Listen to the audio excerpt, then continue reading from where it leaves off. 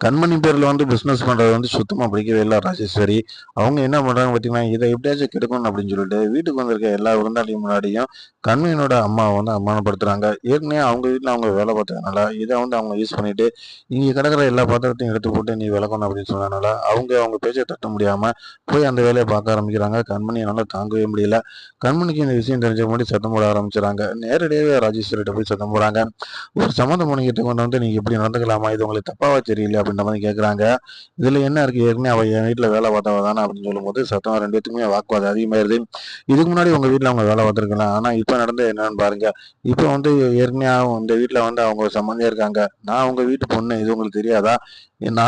என்னுடைய மேனேஜ்மென்ட்ல நான் எனக்கு கம்பெனி ஆரம்பிக்கிறதுல எங்க அம்மாவே வேலை பார்த்தா நல்லா இருக்குமா? அப்படின்னு சொல்லி சத்தம் போடுறாங்க.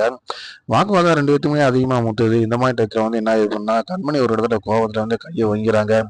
இத பார்த்துட்டு அன்புனால தாங்கவே முடியல. நம்ம பாட்டிமா கை வாங்கிருச்சே கண்மணி அப்படின்னு சொல்லிட்டு ரொம்ப ஓவரா சத்தம் போடுறாரு. நீ பண்ண தப்பு எங்க பாட்டிமாட்ட மன்னிப்பு கேளு அப்படிங்கிறாரு. அவங்களும் ஒண்ணும் பண்ண முடியாம நாங்க எந்த தப்புமே பண்ணலையே. நான் எதுக்கு மன்னிப்பு கேட்கணும்? உங்க பாட்டி செஞ்சது மட்டும் சரியா? அப்படின்னு சொல்லி கேட்குறாங்க. அவங்க என்ன வேணாலும் செய்யட்டும். ஆனா அவங்கள கைய ஓங்குறதுக்கு உனக்கு என்ன ரைட்ஸ் இருக்கு? இன்னும் சொல்லப்போனா அவங்க வயசுல மூத்தவங்க. அவங்களுடைய அனுபவம் உனக்கு இருக்கு அப்படின்ற மாரி கேட்குறாரு. இதையும் மீறி நம்ம அந்த இடத்துல மன்னிப்பு கேட்காம இருந்தா தப்பா போயிரும். வேற வழி இல்லாம என்னை மன்னிச்சிருக்க பாட்டி அப்படின்றாங்க. இப்படி ஒரு பிரச்சனை அது வந்ததுக்கு முன்னாடி கண்மணி அந்த இடத்துல அவங்களால ஸ்பாட்ல இருக்க முடியல. அவங்க அம்மா கூட கோவிச்சுக்கிட்டு வீட்டுக்கே வந்துடுறாங்க. திரும்ப இத எப்படி சமாதானப்படுத்தணும் அப்படிங்கிறத யோசிக்க ஆரம்பிக்கிறாரு நம்ம அன்பு. ஸோ இது எல்லாமே நம்மளுடைய கற்பனையா தான் இருக்கு. இப்படித்தான் நடக்கும் அப்படின்னு நம்ம நினைக்க வேண்டியதா இருக்கு. ஏன் அப்படின்னு பார்த்தீங்கன்னா, ராஜேஸ்வரியை பொறுத்தவரைக்கும் இந்த கம்பெனிய இவ பேர்ல தொடங்குறது எனக்கு சுத்தமா விருப்பமே இல்லையே. இத எப்படியாச்சும் தடுக்கணுமே அப்படின்ற ஒரு பிளான்ல அவங்க இத ஐடியா பண்ணியிருக்காங்க.